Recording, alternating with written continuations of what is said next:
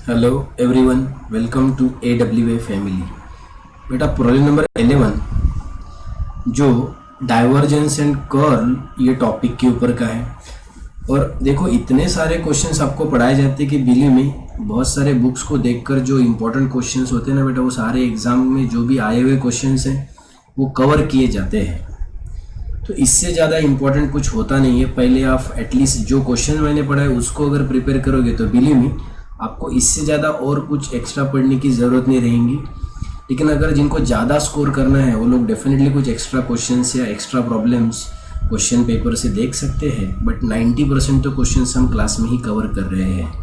बेटा कंसेप्ट समझना ज़रूरी है, फिर चाहे इस टॉपिक के ऊपर डिस्क्रिप्टिव पेपर हो या ऑब्जेक्टिव पेपर हो, जिसको कंसेप्ट पता है वो स्टूडेंट डेफिनेटली इस प्रकार के क्वेश्चंस आराम से सॉल्व कर सकता है। कुछ ही ऐसे होते हैं जो एक्सक्यूजेस देते हैं कि सर MCQs वाले पेपर को कैसे सॉल्व करना। तो बेटा एक बार कंसेप्ट समझ लो, MCQ वाला पेपर भी वैसे ही होता है, बस फ़र्क है कि इसको डिस्क्रिप्टिव में आपको पूरा लिखना पड़ता है।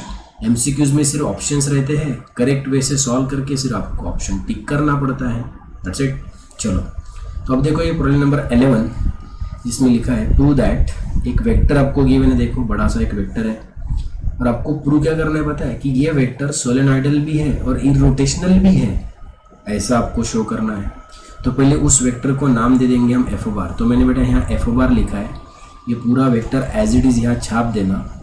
उसके बाद जब कोई वेक्टर को सोलेनॉइडल शो करना हो, इसका मतलब उसका डाइवर्जेंस 0 आना चाहिए।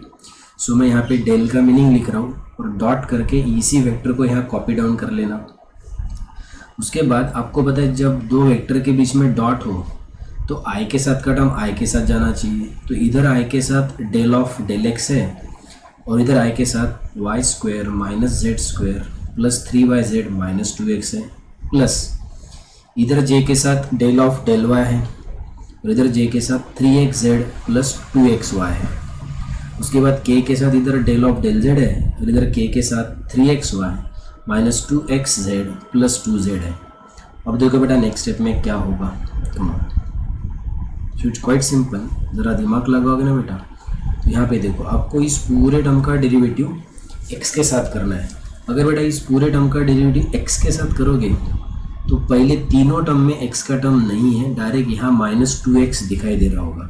तो -2x का डेरिवेटिव सिर्फ -2 हो जाएगा, बाकी इसमें x का टर्म है ही नहीं। चलो सिमिलरली इधर आपको इस पूरे सेकेंड टर्म में देखोगे, इस पूरे टर्म का डेरिवेटिव आपको y के साथ करना पड़ेगा। तो पहला टर्म 3xz है, उसमें y का टर्म नहीं है तो डेरिवेटिव 0 होगा। दूसरे टर्म में 2xy है तो y का y के साथ डेरिवेटिव 1, 2x बचेगा, इसलिए मैं यहाँ पे प्लस करके 2x लिख लेता हूँ। तमाम। उसके बाद इधर जब डेरिवेटिव आप z के साथ करोगे तो पहला टर्म 3xy है, उसमें z नहीं है तो उसका 0 होगा। दूसरा टर्म -2xz है, तो यहाँ पे जो z है उसका डेरिवेटिव 1 आएगा और यहाँ -2x आ जाएगा। ये जो आखिरी का टर्म है 2z, उसमें z दिखाई दे रहा है तो z का z के साथ 1 इंटू 2 आ जाएगा। और बेटा इसको अगर आप देख रहे होंगे तो सारे टर्म एक दूसरे के साथ कैंसिल होकर आंसर 0 आएगा। है ना, हो क्या रहा है पता है, यहाँ हो रहा है कि डाइवर्जेंस ऑफ एफ बार आपको 0 मिल गया है, आप देख सकते हो।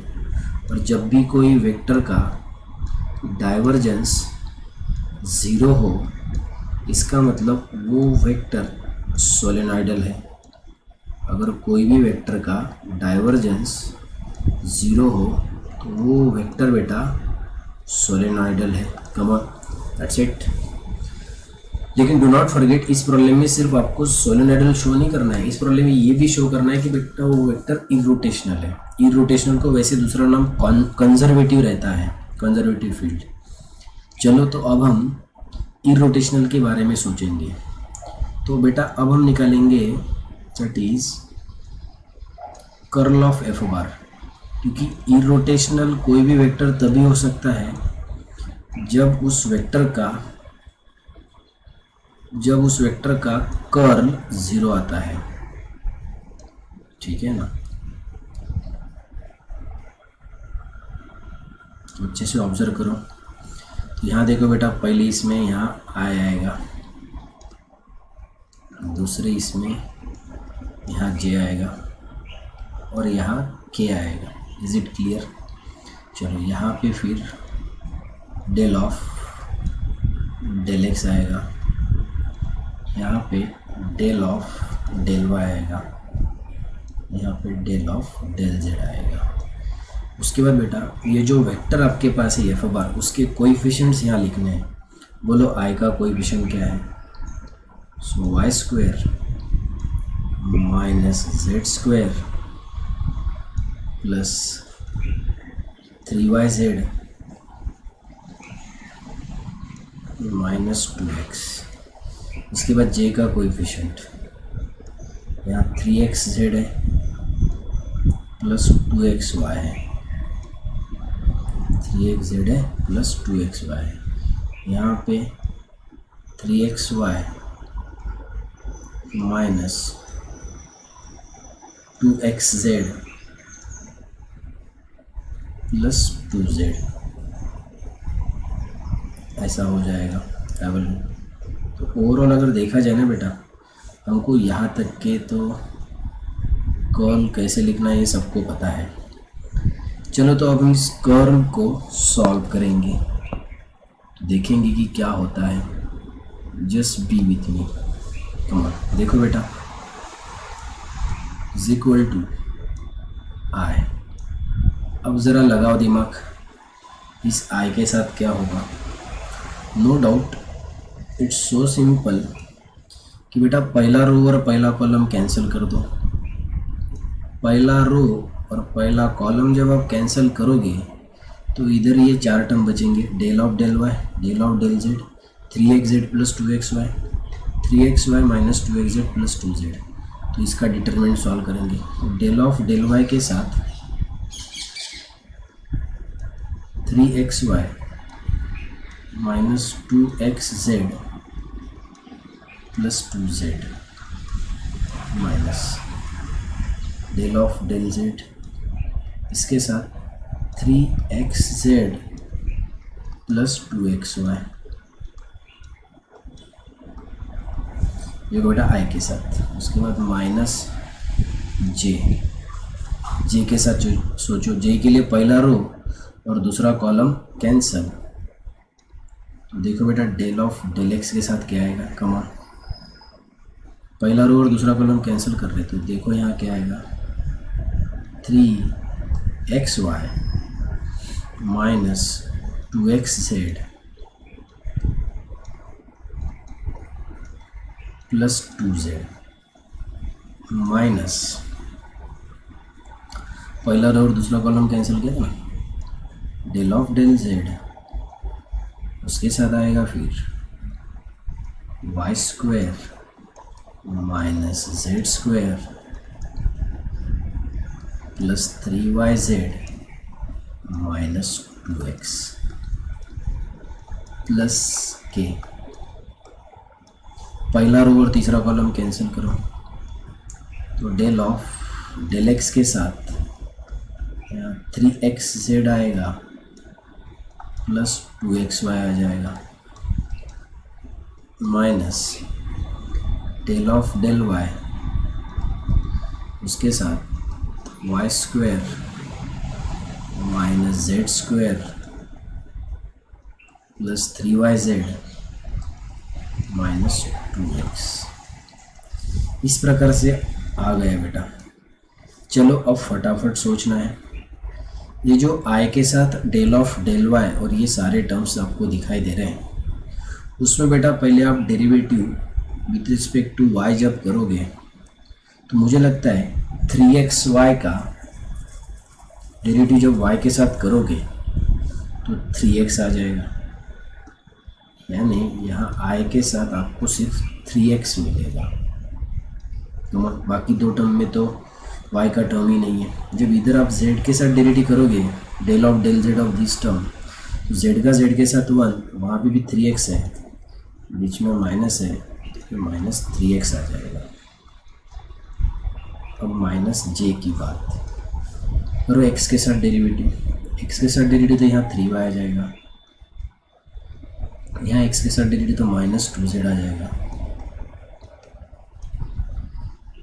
इधर जब z के साथ करोगे तो ये +2z हो जाएगा, इसके साथ करोगे तो -3y हो जाएगा, बीच में माइनस था मत भूलिएगा, +k।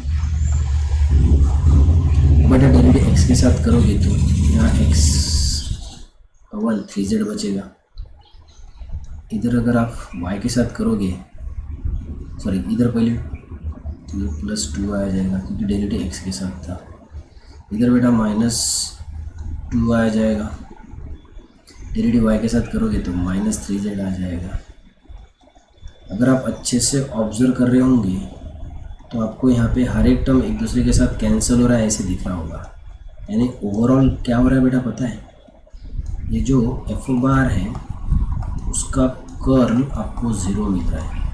और जब भी कोई लड़की देखे दिल दीवाना बोले ओले ओले, अबे थे नहीं ना बे, जब भी कोई वेक्टर अगर बेटा उसके लिए कर्ल 0 आता है, इसका मीनिंग है कि वो वेक्टर इरोटेशनल या फिर कंजर्वेटिव है। तो इसलिए मैं यहाँ हक से लिख सकता हूँ given vector is an irrotational.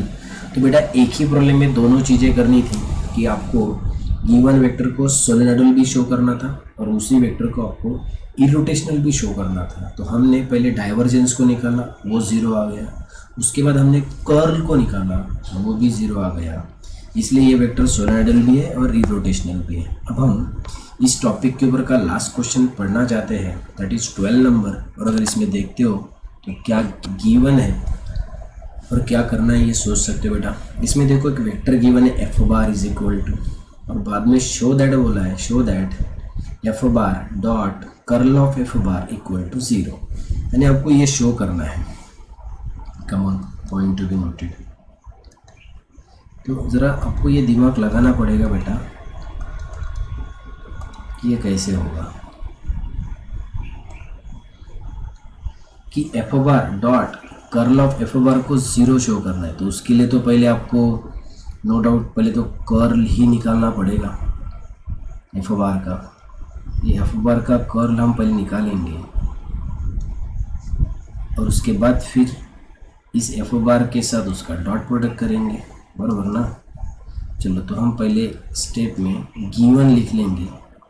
जब आप यहाँ पे गिवन लिखोगे तो बेटा जो एफ बार आपको गिवन है उसको एज इट इज़ आप यहाँ छाप दोगे, ठीक है ना। उसके बाद फिर आप लोग कर्ल ऑफ एफ बार लिख रहे हो, तो कर्ल ऑफ एफ बार कैसे होता है, पहले रो में आई जे के लिखोगे, दूसरे रो में ये वाली del of del x, del of del Y, del of del z. F bar के कोएफिशिएंट आई का coefficient x plus y plus 1 है, जे का कोएफिशिएंट कुछ भी नहीं, इसका मतलब 1 है, और के का कोएफिशिएंट एक्स प्लस वाई, उसके सामने माइनस था इसलिए -x और -y। चलो अब इसको सॉल्व करेंगे। आपको पता है कर्ल निकालते में यहाँ प्लस लेना पड़ता है, यहाँ माइनस, यहाँ प्लस। चलो बोलो बेटा यहाँ देखो क्या आएगा, साथ निभाना साथिया, ये आए। करो बेटा पहला रो पहला कॉलम कैंसिल करेंगे हम, पहला रो और पहला कॉलम कैंसिल, यहाँ आएगा डेल ऑफ डेल वाई, उसके साथ -x -y minus del of del z, उसके साथ आएगा 1। उसके बाद बेटा ये -j, उसके लिए पहला रो कैंसिल, दूसरा कॉलम कैंसिल, यहाँ del of del x -x -y minus del of del z, उसके साथ x प्लस वाई प्लस 1। उसके बाद k के लिए पहला रो और तीसरा कॉलम कैंसिल करोगे तो डेल ऑफ डेल एक्स के साथ 1 minus del of del y के साथ एक्स प्लस वाई प्लस 1, ठीक है ना। चलो सोचो ये आए, बोलो बेटा पहला रो और पहला कॉलम वगैरह कैंसिल होने के बाद ये हमको मिला था। अब आपको डेल ऑफ डेल वाई के साथ माइनस एक्स और माइनस वाई है, माइनस एक्स का डिग्री 0 आएगा और माइनस वाई का -1 आ जाएगा और इसका 0, 1 का z के साथ 0 आएगा, ये माइनस जी, x का x के साथ तो यहाँ -1 आ जाएगा, इसका 0 आ जाएगा, माइनस z के साथ करोगे तो उधर कुछ नहीं है, 0 आएगा, प्लस k, इसका 0 आ जाएगा, इसका y के साथ करोगे तो 1 आ जाएगा। ओवरऑल अगर देखा जाए तो कर्ल ऑफ एफ बार का वैल्यू आ रहा है माइनस है प्लस जे माइनस के, this is curl of F बार। चलो बेटा कर्ल ऑफ एफ बार निकाल लिया, अब अपने को F bar dot of curl of F बार चाहिए। सो चलो सोचेंगे, now F bar dot of curl of F बार, ये निकालना चाहते हैं। ये 0 लिखना नहीं है, 0 आना चाहिए। चलो देखते हैं, एफ बार आपके आंखों के सामने है, देखो एफ बार को लिख लेता हूँ यहाँ पे। व्हाट इज एफ बार?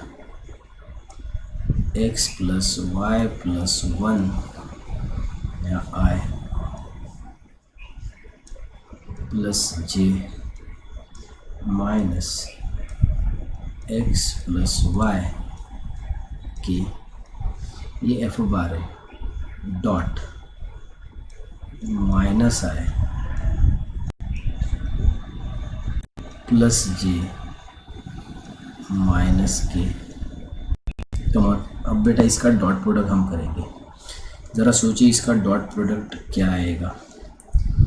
आई का आई के साथ, तो इधर आई के साथ x प्लस वाई प्लस 1 है और इधर आई के साथ -1 है, यानी इसके सबके साइन चेंज, -x -y -1।